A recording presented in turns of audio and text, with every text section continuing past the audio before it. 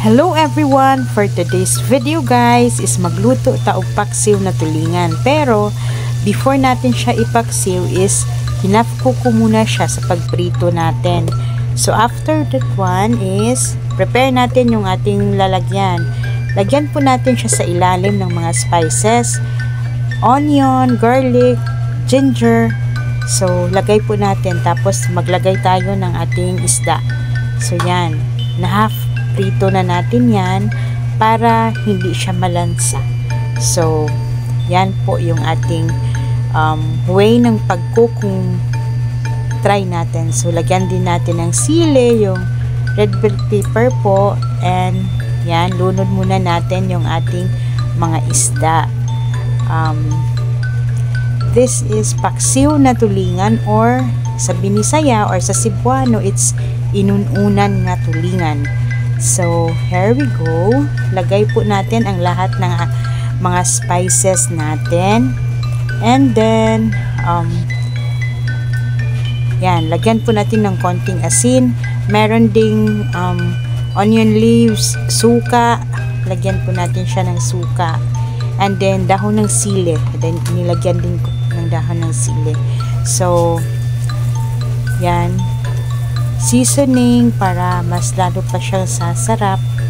And then after po niyan is pakuluan muna natin sa suka. So pakuluan natin sa suka kasi mag-add po tayo mamaya ng konting tubig kasi mas masarap yung paksiw kung medyo merong sabaw. Para sa amin lang po na medyo may sabaw na paksiw, mas masarap din po. Pero depende na po sa inyo kung ayaw nyo ng maraming sabaw, pwede din na. Yan, lagay po tayo ng water.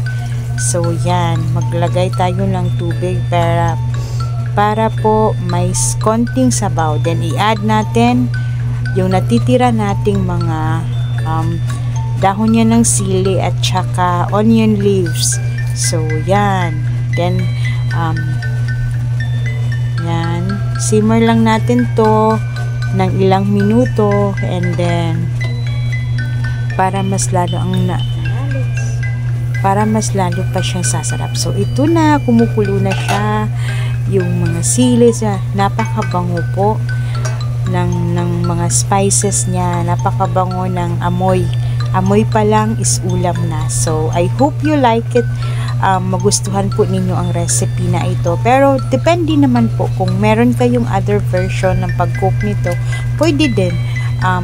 Trinay ko lang siya kasi kung mas okay ba, then mas masarap siya pag nakaprito lang ng konti, then ipapaksiw na. So this is it. And then pag kinaumagahan, kung hindi pa po merong natira, so ilagay natin yung natitirang seasoning kasi medyo matabang pa siya. Then add tayo ng konting salt. Yan, mag-add tayo para mas lalo pa siyang sasarap. Kasi pag paksiw, mas masarap talaga kung medyo may konting sipa ng alat at saka yung vinegar, yung suka ba. Medyo maalat at saka yung magmi-mix then yung mga spices niya. So yan, medyo okay na po siya. So sisimmer lang natin to para mas lalo pang sasarap ang ating paksiw. So madali lang naman siya lutuin, pero yan, kung gusto nyo, kami talaga isanay sa pag merong ganito na paksiw is meron talagang konting sabaw. So naisabaw kay mas lamig. So ito na po siya, napakabango po niya, humot kaayo ang atong inununan nga tulingan. So I hope you like this video guys.